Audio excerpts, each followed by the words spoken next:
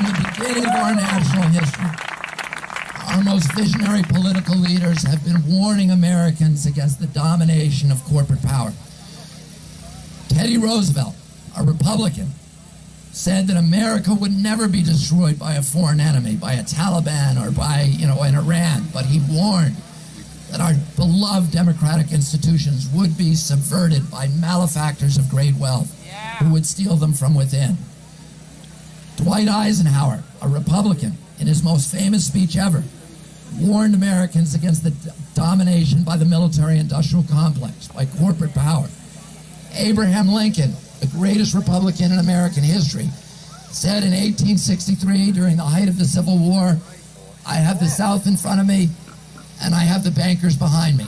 And for my nation, I fear the bankers more." And Franklin Roosevelt, during World War II, said that the domination of government by corporate power is, quote, the essence of fascism. And Benito Mussolini, who had an insider's view of that process, said the same thing. He complained that fascism should not be called fascism, it should be called corporatism, because it was the merger of state and corporate power. Well, that's what we have here in West Virginia, the merger of state and corporate power.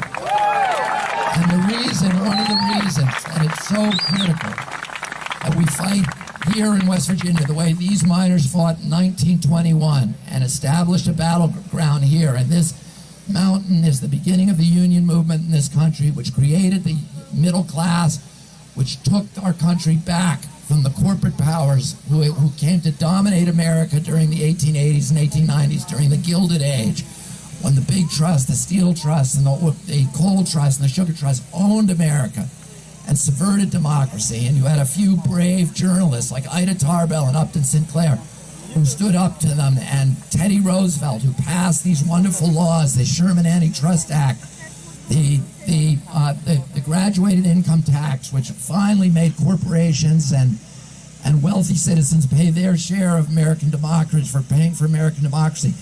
The union laws that allowed unions to organize and create the middle class, that gave us stability to our democracy and prosperity, that made us the envy of the world. And it all started here on Bear Blair Mountain. This is the Gettysburg of the union movement in our country.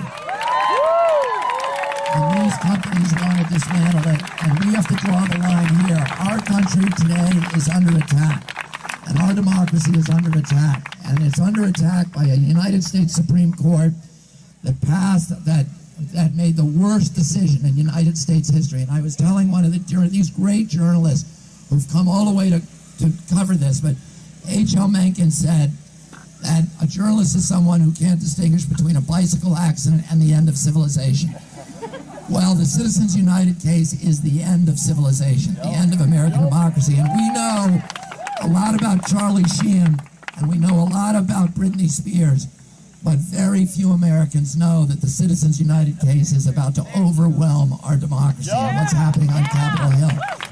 The battle that started here ended with a law that was passed in 1907 by Teddy Roosevelt that made it illegal for corporations to donate directly to federal political candidates. And that law provided the foundation of our democracy for the next 100 years. And last year, the United States Supreme Court threw it out, and they've unleashed a tsunami of corporate dollars into the American political process. And the same thing is happening nationally as is happening in West Virginia. What happens when corporations dominate our government? You see that human beings are turned into commodities, communities are turned into commodities, and the environment, the landscapes are turned into commodities. And that's what's going to happen across America unless we turn back this ascendancy of corporate power, and this battle is the beginning of that. Thank you all very much for participating.